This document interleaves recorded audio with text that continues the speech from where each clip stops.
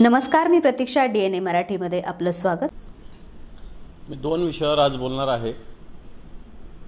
एकतर परवाचं झालेलं मतदान आणि दुसरं पुण्यातली घडलेली ॲक्सिडेंटची घटना।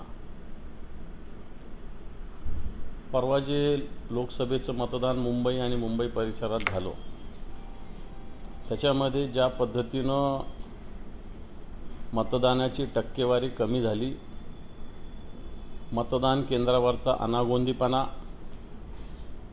सरकारचा या सगळ्या विषयात आणि निवडणूक आयोगाचा सुद्धा निष्काळजीपणा हा अतिशय महत्त्वाचा आहे।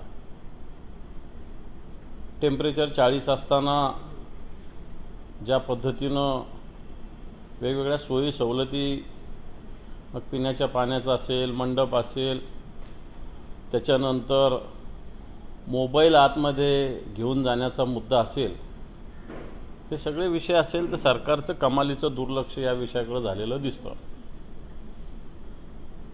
सगळ्यात महत्त्वाचं,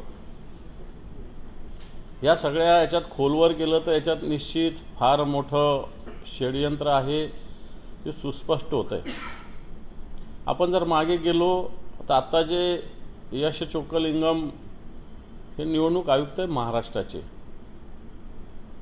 आपल्याला सगळ्यांना आठवत असेल श्रीकांत देशपांडे हे महाराष्ट्र निवडणूक आयुक्त होते, ज्यांची बदली 29 फेब्रुवारी 2024ला केली गेली, कारण त्यांची मुदत 30 एप्रिलला संपत होती।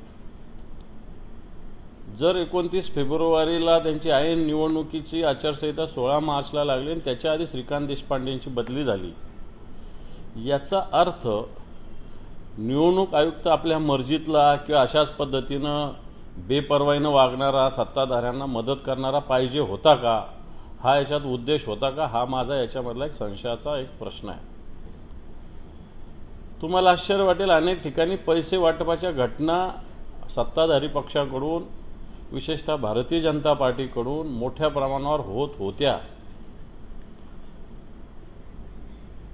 मी ज्या भांडूप या भागामध्ये 2 दिवस आधी गेलो होतो, निवडणुकीचा प्रचार संपण्याच्या 1 दिवस आधी उघड भारतीय जनता पार्टीच्या कार्यालयातून कोट्यावधी रुपयांचं वाटप, आणि आपल्याला आश्चर्य वाटेल तिथं राज्याचे गृहमंत्री स्वतः भेट द्यायला गेले होते। शिवसैनिकांनी त्या ठिकाणी हा पैसे पकडण्याचा प्रयत्न केल्यानंतर राज्याचे गृहमंत्री एखाद्या कार्यालयात जातात विदाऊट शेड्यूल, याचाच अर्थ काहीतरी मोठं काळबेरं त्या ठिकाणी होतं। अशा घटना या मुंबईमध्ये मोठ्या प्रमाणावर घडल्या गेलेल्या आहे।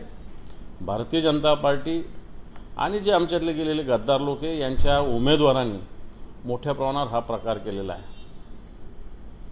तुम्हाला आश्चर्य वाटेल, पत्रकारांना एक बातमी देतो मी की राज्याचे जे मुख्य सचिव आहेत नितीन करीर साहेब, यांच्या बोटावर 2 ठिकाणी शाई आहे।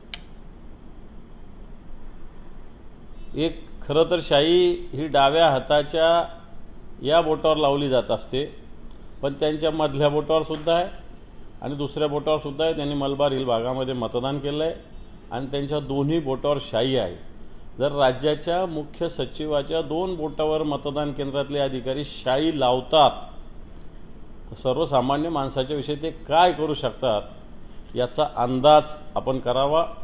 थोडक्यात या विषयातलं सांगण्याचं महत्त्वाचे 2च मुद्दे: श्रीकांत देशपांडेची बदली का झाली होती, याच्यामध्ये काही षडयंत्र आहे का, आणि दुसरी गोष्ट, पैसे वाटपाच्या एवढ्या तक्रारी होऊनही सत्ताधारी पक्षालाच मदत करण्याची भूमिका पोलिसांनी, निवडणूक आयोगाने घेतलेली आहे, मग त्याची चौकशी होण्याची आवश्यकता आहे।